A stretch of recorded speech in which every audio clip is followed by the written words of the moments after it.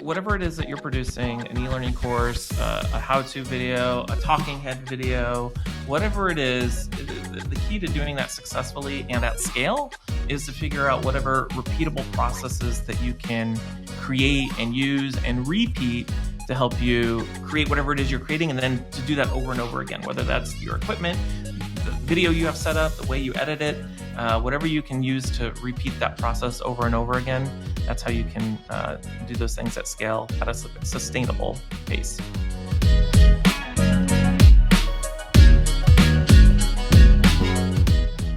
Good morning, good evening, good afternoon, wherever you are and wherever you're watching from. I'm Matt Pierce, host of the Visual Lounge, where we talk about using images and videos in the workplace. Today, you know him and you love him. He is Tim Slade is joining us, and we're going to be talking about the massive undertaking he's taken on to build out hundreds of videos. But really, how does he do that in an effective, efficient, repeatable production process so that we can learn from him, so that if you ever have to scale your videos, maybe you'll have some ideas on how to do that a little better. Now, if you don't know who Tim is, let's go ahead and introduce him. Tim Slade is a speaker, author, and award-winning freelance e-learning designer with a decade of experience in helping others elevate their e-learning and visual communication content. He has been recognized and awarded with the e-learning industry multiple times for his creative and innovative design aesthetics. He is also a regular speaker at international e-learning conferences, a recognized articulate superhero, author of the e-learning designer's handbook, and creator of the e-learning designers academy. And I'll just say, if you've taken a current iteration of the Snagit certification, you may recognize his voice as well. With that said, help me welcome Tim Slade to the Visual Lounge. Hi, Tim. Hey, Matt. Hey, thanks for having me. Yeah, you bet. Your setup looks great, by the way. Thank you. I appreciate it. I like the work you've done. So Tim, we're going to start where we start with all of our guests. We got 3 questions to go through that we ask pretty much everybody now. So I'm going to change yours a little bit because I know you've told your story about how you got involved in like the learning world and get started with like making videos. So think about I want you to think about the first video you've ever made compared to the ones you're making now. Fundamentally, what's changed about that process and about those videos? Oh, that's a really good question. Gosh, the very first like training video I ever made, it was kind of a unique position because it goes back to the very first e-learning project I ever worked on.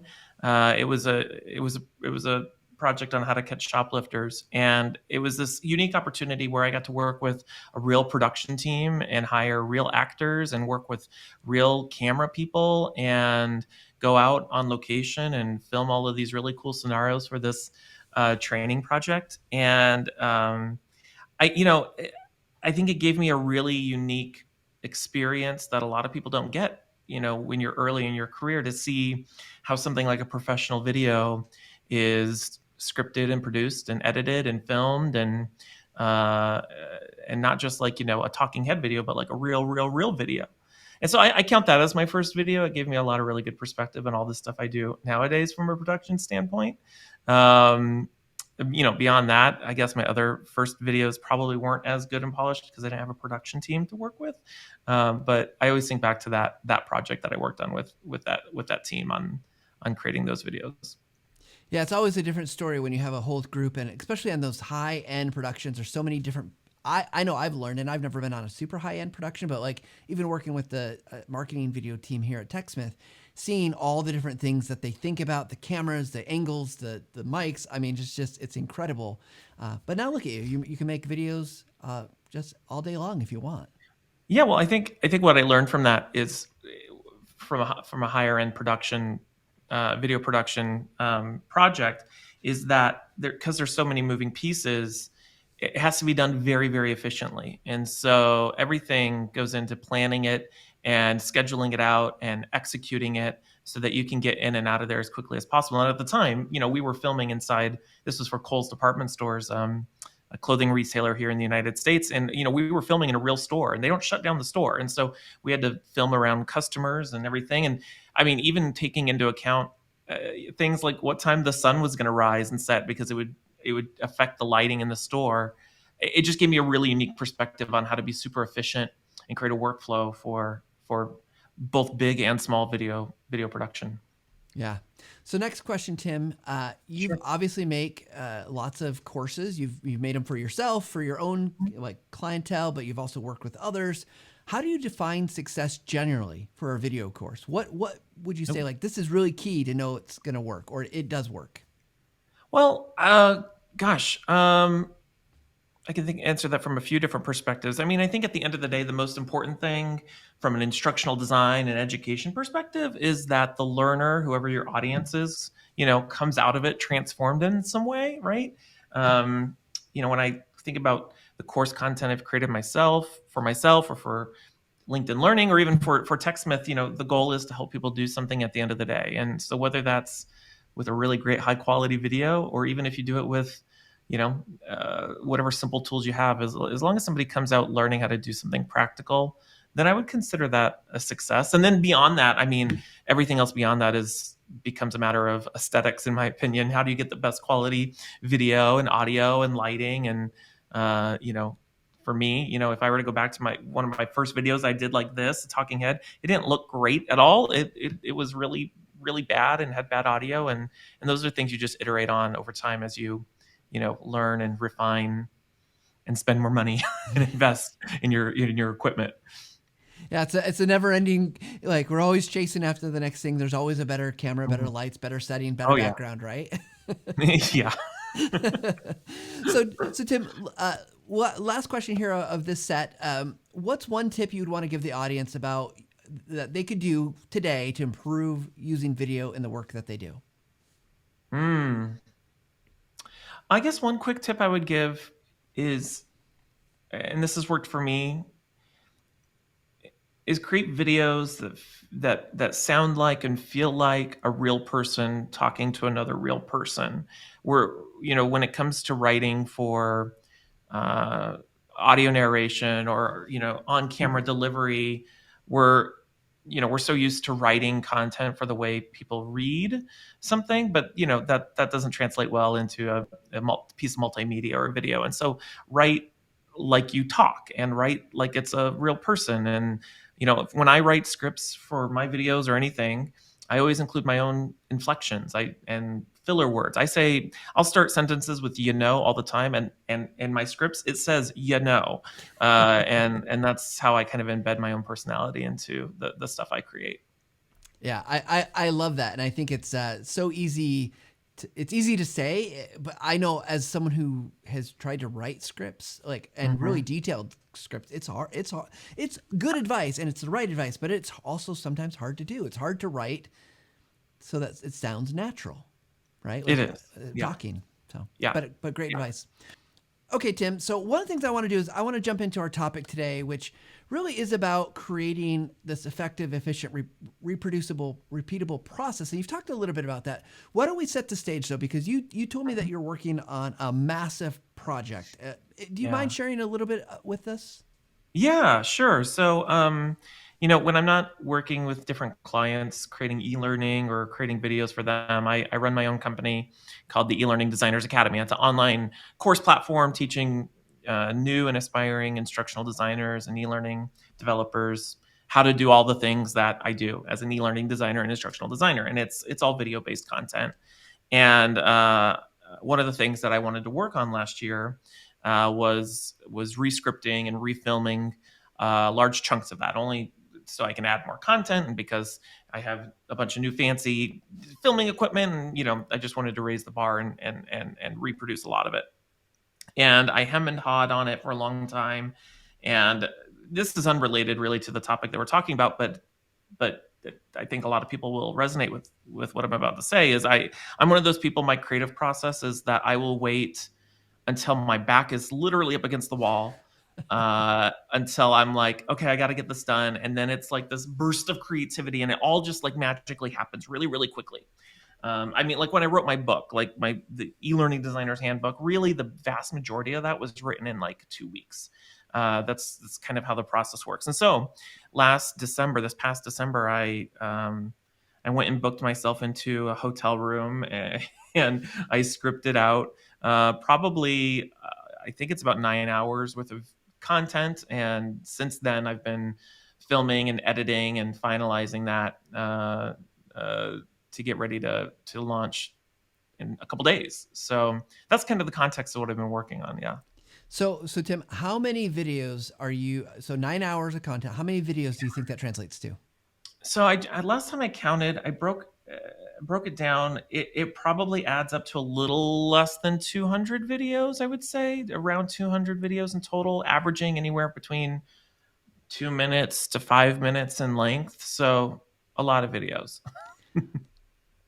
I don't know if the listeners will appreciate this, but maybe they haven't made that many videos total in their career. Yeah. But that is insane, Tim. Yeah. It is insane that many to have do 200 videos. Okay, so Uh-huh. let's because that since that is such a high number, and I just Yeah. think, okay, how do you make that? How do you start doing this? Like, how do you break this down? Like, obviously, Mm. you have the scripting process, and that's really important, probably. We'll talk Yeah. about scripts in just a second, but how do you even start to map out or to get to the point where you're like, okay, now that you knew what you're going to do, how do you start developing? Because I think I would just get overwhelmed and like go in a corner and start like doing the rocking thing because that's like really it's so many. Well, I was doing that this morning. Because my deadline's getting close here. My process where I learned how to do and produce the videos as quickly as I'm doing. Honestly, I learned it. A big part of it, I learned it from the several courses I produced with LinkedIn Learning a few years ago. One of the things that I learned in my experience working with them and producing courses for them is that the vast majority of the time is spent not filming any of the stuff; it's scripting it and planning it and outlining it so that by the time you do get to the point of filming it, you're just executing the plan. And so, one of the things that when you're creating a course at LinkedIn Learning is you start by creating an outline of each chapter and each lesson and what you want to cover in that lesson. And it's usually a couple of bullet points. And it's just this big Excel spreadsheet that you outline everything that you're going to cover. And in that instance, you're working with a producer on their end and they're reviewing it and you're refining it and then you start scripting all of it and with LinkedIn, the goal is those videos tend to be less than 2.5 maybe 3 minutes at the most in length. And then once you finally do get to the point of filming it, and they have a production studio in Carpinteria, California, where they film all of it. You're essentially filming what might end up being a 2-hour course over the course of 2 days, and you're just in this recording booth, and you're just filming and filming and filming and filming, and but it's so effective and efficient because all that work that went into planning what you're ultimately going to execute at the end of the day. And so for me, that's kind of what I've done is I spent time outlining everything, and then I booked myself a new hotel room just to script it all out, and ordered a lot of Uber Eats and just sat in there. And then by the time I got home, and I've spent it probably took me 2.5 weeks to film all those videos. And then now I'm editing, which in total will probably be another, at the end of it will have been 2 weeks of editing as well. And so the efficiency of it is just going into it knowing, at each stage, whether it's scripting, what do you need to have in place in order to script this efficiently? Well, I need an outline. And then what do I need in place just to film this? Well, I need all the scripts. And now what do I need just to edit it? I need to have all of the stuff filmed and have an idea of what my B-roll might be, so that by the time you're at each stage, you're just executing everything that you planned in the previous stage, if that makes any sense. Oh, it makes total sense. And what I'm curious about is, we get a lot of commentary on at TechSmith whether someone should script or not script. We actually have for a long time. I was an advocate script no matter what. Kind of last 6 months we've got some different tools that say like, hey, we can talk, you can talk, and then you can probably edit your audio like a document with Audiate or something like that. Mm-hmm. So we kind of have been going through this process. Would you say that it's essential for someone, if someone's trying to undertake maybe not as ambitious, maybe not 200 videos, but maybe 10, should they be scripting all the time? Is that like a requirement now that you do? That's a great question. I do a little bit of both. When I was new to doing any of this, and I still struggle with this, if I just have to say something quick to camera or record something, even if it's just one sentence, I'm like, I can't, I just can't, it won't come out naturally. And so what I found is that the shorter the content, the more inclined I am to script it, because you have to get so much communicated so precisely and effectively in a short period of time that I will script it. So even if I'm scripting a couple of sentences to open up something or a couple minutes, I will script out those couple minutes. If it's a long form content, like if you were to go onto my YouTube channel and look at any of I have these how-to workshops that are an hour long. I don't record those. I just treat those. I just talk naturally. And so I found that if it's something short and concise, I have to script it. If it's long form, then I don't script it. So what I can't do for me, this is at least for me. I know some people they'll just like write out some bullet points, some speaking points, and then they'll naturally move to each speaking point. Like I can't. That doesn't work for me. It's one or the other for me. So if you're new, I would start with scripting, and so that you can figure out what your voice is, and then learn to wean yourself off that script as you become more confident. So as I'm digesting all the work that you're doing, and just it Mhm. really is it's incredible, because even in the just a time frame, and I know you're probably, these are dedicated blocks of time. It's not, Sure.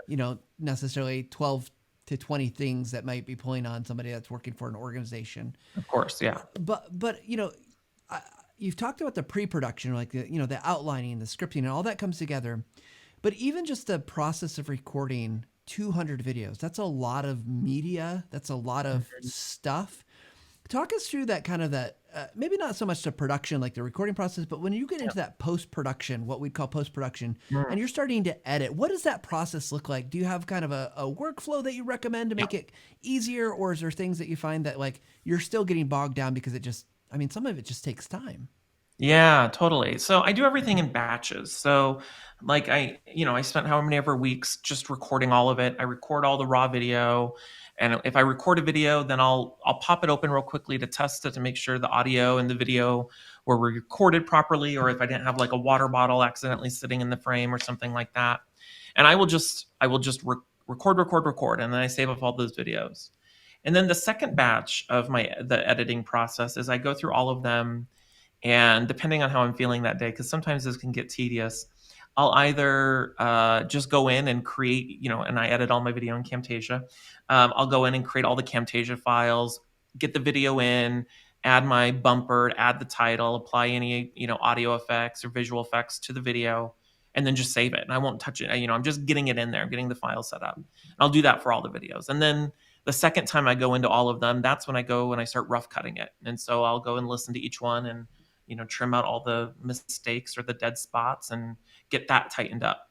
And I've done all that, and now what I'm doing is I'm going back through, and the final thing I'm adding is B-roll or on-screen text or animations or other video, to add that in. And it kind of goes back to what I said before. Like right now, by the time I'm here at this point adding my B-roll, I'm not worried about the bumper at the beginning or the title or the jump cuts. Like that's all done. I'm just adding B-roll at this point. And so it gets exponentially simpler as you go through it because you've done all of that.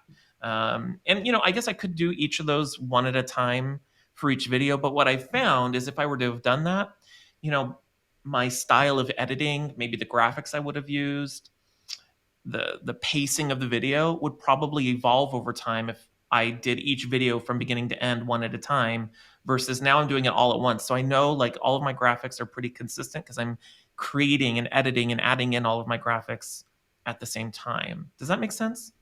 Oh no, absolutely does. Like, I Yeah. love that.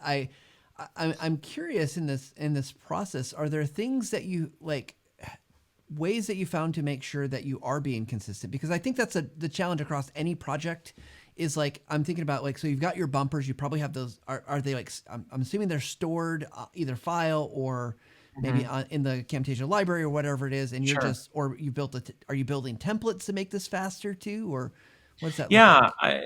everything is everything's about, and every aspect of the editing process, if you're creating a large number of videos, is figuring out what you can reuse or repeat multiple times. So, for example, at the beginning of all the videos, I has a little title bumper with some music. Well, that's saved into my Camtasia library, so I just got to pull that down and I just got to replace the text. And then sometimes if I have B-roll with, I want to present some on-screen text, I have an asset for that, and so that's consistent. Or I have, an animation where something flies in and fills up half the screen. That's saved off. And so it, part of that repeatable process and part of it not having to think about it is you plan it first on the upfront so that you can just rinse and repeat on the back end. And I have a collection of probably 15 or 20 different assets that I can mix and match and use, whether I'm trying to create full screen B-roll or split screen or a lower third or whatever the case might be. And that serves the purpose of not only just making my time more efficient, but it creates a consistent experience for the viewer as well. So you had mentioned earlier about you're going through, you're kind of at the stage now where you're putting in the B-roll and these other things. I want to tie that back. So as you're doing your outlining and your scripting, are you also like noting like, hey, I'm going to do this kind of, I think this is the right type of graphic, or this is the right type of animation? Is that all planned as well, or is it as you go through kind of? And I know you've written the script, you've said the script, you've recorded the script, but are you like then, or making more on the fly decisions? It seems like it's probably up front, right? Yeah, it's 90% upfront. One of the things that I think a lot of people struggle with the first time you're storyboarding and scripting anything, whether it's for a video or an e-learning course or whatever it might be, is that when you're in that early stage of scripting and storyboarding, you have to script and storyboard already envisioning in your mind's eye what it is you want to represent on the screen so that you can embed those artifacts in the wording of what you're saying. So, for example, and that's hard for a lot of people, it takes time to kind of master that. And so, when I script something, let's say I'm going to script out something explaining the 3 steps of something, it'll very intentionally say in my audio or my copy, all right, so let's look at the first of the 3 items, and I'll say blah, blah, blah, blah, blah. I'm doing that knowing that I'm going to have something go over the screen to with the number 1 and then that text. Or if I'm explaining something with a visual concept and I'm animating it, as I'm scripting it, I am imagining in my mind's eye what it is that I'm going to do there. What I do though, and usually when I write my scripts and my storyboards for video, is I do it in 2 columns. So I'll have my audio copy on 1 column, and then in the second column, I have these little thumbnails that I've created. They're just little icons, and the icon will either have a shape of a person full screen. It'll have a shape of a person with bullet points on the left or bullet points on the right. It'll have a little square to represent graphics or animation. And as I'm scripting it out, I will embed those in that second column in the script and then add some notes to say, well, this is what I want to have here. This is what text is going to be represented. It might be vague. It might say I'm going to have an animation with some icons moving around to represent this, or I'll be very explicit and say I'm going to have this list that says these 5 things. But again, doing that then makes it so much easier when I'm editing, because now I'm just editing to that script that I put so much thought into on the front end. Well, I think that's really smart, because essentially what you've done, maybe you thought about it this way or not, but it's you built a shot list, right? Like, and those little icons are, because in a shot list, I mean, from a very like professional production, they would be like, I'm going to have a medium shot, or I'm going to have a wide shot, or I'm going to have an extreme close up. It sounds like, you've limited, probably based on the way you're recording and your setup. You've got like you've got you and something, Right. You've got something, and it's like, just makes that. So I love that it's a super easy visual representation. I might steal that from you, Tim. I'm sorry. Yeah, it's totally, it's a hybrid between a shot list and your script. It's those 2 things combined rather than being separate elements. And it's also not the complexity of a storyboard, right? Where Right. You've been in industry long enough. People are like, oh, storyboard, and they think they have to draw the most detailed storyboard ever. This is a nice way to say like, no, tells me what it is, and my guess is you could hand that off to anybody, and they'd be like, oh, I get it. Yeah. Yep. Absolutely. Awesome. Well, Tim, one of the things I want to talk about, because I again, and feel free to if this gets too close to home, because I know you're in the middle of this. We talked a little bit about I jokingly said it's a lot. I'd probably be rocking in the corner, scared of what's to do. But you talked about when you're recording, and you're recording in Batches. I've done recording full day sessions, and it's a lot. It's it's tiring. You want to make, because sometimes you do things multiple times to get it right, or you screwed up. And I'm guessing, what advice would you give to someone if they're going to have either themselves or someone else on camera, and they're going to go through this batch production for multiple videos? Mm, What should they be doing to keep that energy going so that they're going yeah. to get the good outcomes? Because I think this is part of that. Like, if you have to do things too many times, Yeah. it causes problems. And it doesn't feel scalable or repeatable Right. or effective at all. Or So sustainable, right? right. That's a good question. So, uh, what I do first off, I record in the morning. It's the first thing I do, and I might go on those days where I'm recording. I might go till 1 or 2 in the afternoon, and then I start noticing my energy wane, or my presence on camera wane, and then that's when an energy drink helps sometimes. But even once you get past that, you can it kind of dips, right? Even when you feel like you're being animated on camera, once you go back and watch it, you're like, oh my gosh, there's no emotion in my eyes. It looks like a dead person, right? So one of the things that I learned, this is another thing I learned from LinkedIn Learning, is that when we record at LinkedIn Learning, we don't record in order. We will jump around all over the place, so that for those videos where the energy is a little bit, it dipped, it's kind of evenly distributed throughout the full set of videos. So it doesn't feel like, the energy is a little bit more all over the place. So it kind of distributes your low energy and your high energy amongst the full set of videos. And so that's what I did. I recorded in a couple different orders. That is a gem of a tip, right? Because that's Mhm. one of the things that I don't think most, and it's the nature of media. It's the nature of video, particularly, right? Like, Yep. you don't have to. You can do it in any order, but like, I fall into that trap a lot. Where I'm like, okay, one, let's do two, let's do three, let's do four.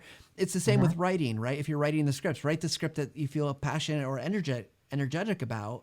versus doing them in order. Yep. So I think that is the gem right there. That is Yeah. amazing. It So works too, yeah. And then what I'll do is I'll like the first couple videos, I'll save those until on whatever day that I feel like I'm really natural in front of camera and I'm very energetic, then I'll go and record those. Because what you don't want is, when you're creating a series of videos that maybe your audience is going to be watching in order, you don't want you want those first couple of videos to be like your actual best videos with the best energy, so that it kind of invites, your audience into everything else. And so I'll wait till I'm in the best space to record those first initial videos. super super great advice. So one more question, then we'll jump into our speed round. But so as you're thinking about this effective, efficient, repeatable production process, what have we not talked about that you think people should know to help them to be just better at getting videos in that kind of manner? I think what's most important for folks, if they're wanting to create that repeatable, efficient process, is to really know and have a strong vision for what the final product will be and what it'll look like, and everything from the style of the video to the way you're scripting it to how you want the B-roll to look, so that as you're working through that, you're working towards, that end vision. You don't want to go into it with this idea that the end product is some ambiguous thing that you can't really imagine. You kind of have to imagine it in your mind's eye so that you can work towards that thing uh, throughout the whole process, right? So you can be really intentional in your design, and that for a lot of people, when you're new to video or multimedia production, that's that creative muscle that you have to exercise and really, get reacquainted with that, like it's our imagination, right? Our imagination, we put that on the shelves, somewhere after middle school. Once we got into high school, most people put their imaginations away. You have to kind of get like reacquainted with your imagination. And I spend a lot of my time, a big part of my creative process, and the reason why I said what I said earlier about waiting until the pressure builds to do all the creative aspect of it, is because I'm spending a lot of time thinking about it. I'm spending time thinking about what I want it to look like and what I want it to sound like, and preparing myself to execute on the vision that I've spent so much time thinking about. Yeah, I love that, because it's really not. that creativity doesn't just often strike. You're preparing for creativity. You're building to creativity, and I think that's a good reminder. Tim, Yeah. this is so many really great gems in here. I want to just thank you for all that you've shared so far. But we're gonna jump into our speed round. For those who don't Sure. know, speed round, it's quick questions, quick answers. So we're gonna play a little stinger here, and we'll be back in a second.